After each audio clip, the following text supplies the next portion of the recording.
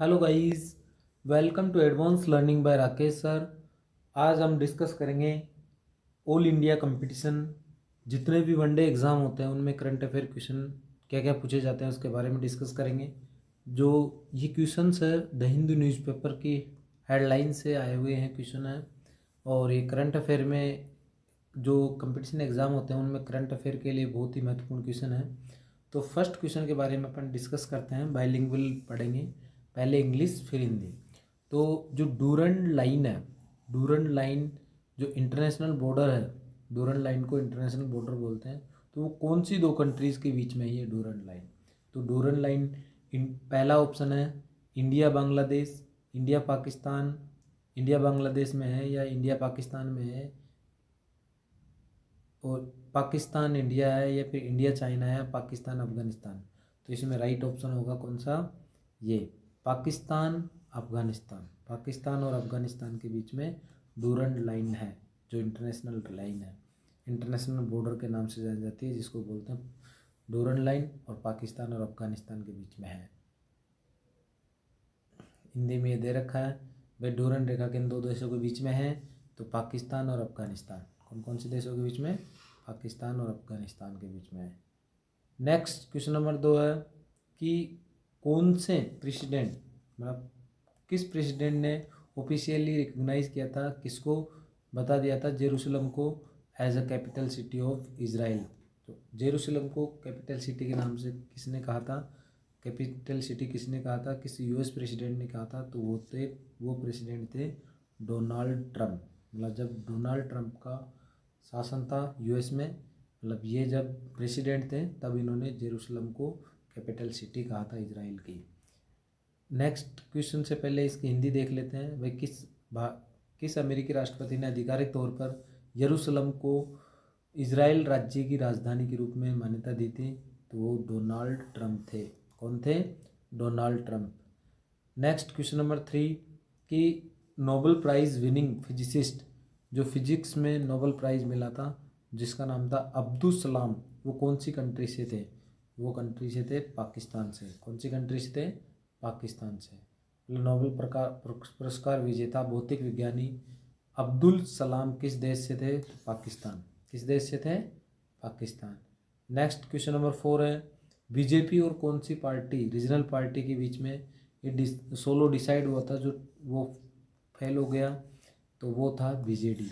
मतलब आपको हिंदी में बताया तो क्या हो जाएगा इसका क्वेश्चन कि भारत भाजपा और किस क्षेत्रीय पार्टी ने बातचीत विफल होने के बाद अकेले चुनाव चुनाव लड़ने का फैसला किया है?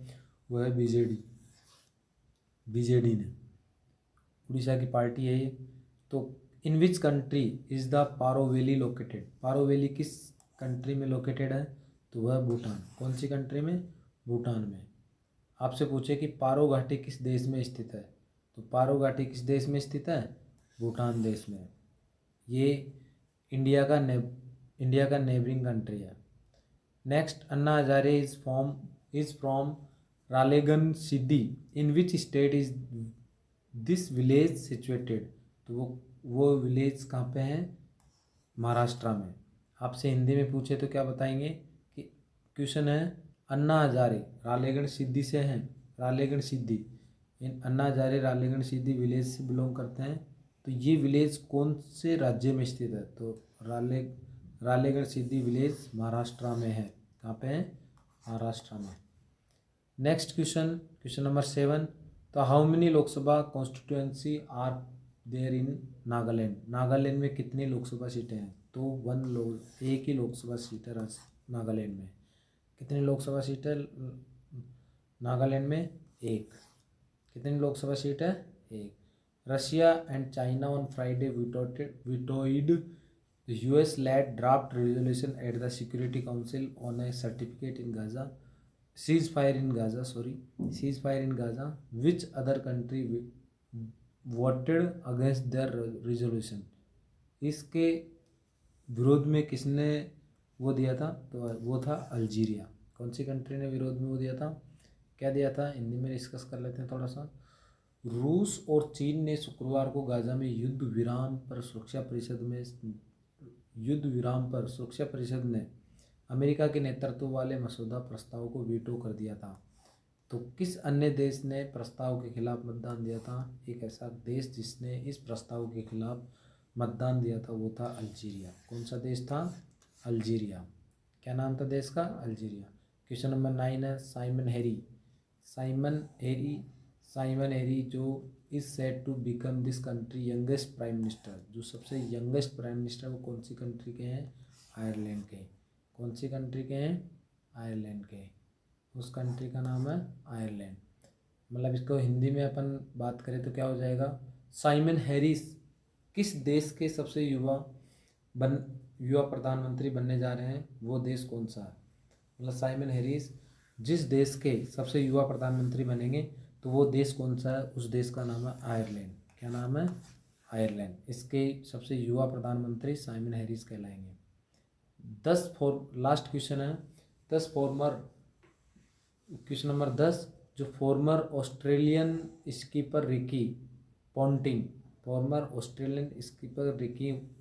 पॉन्टिंग है वो अभी कौन सी आईपीएल टीम के कोच कहलाएंगे?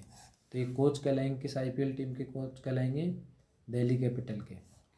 किसके कहलाएंगे? दिल्ली कैपिटल जो टीम है ना उसके कोच कहलाएंगे।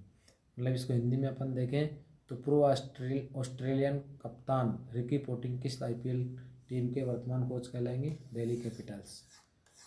तो ये थे हमारे current most important 10 question current affair के। तो ऐसे ही और वीडियो चाहिए तो आप इस चैनल को सब्सक्राइब कीजिए और नए नए अपडेट के लिए इसको लाइक एंड सब्सक्राइब कीजिए। थैंक यू, धन्यवाद।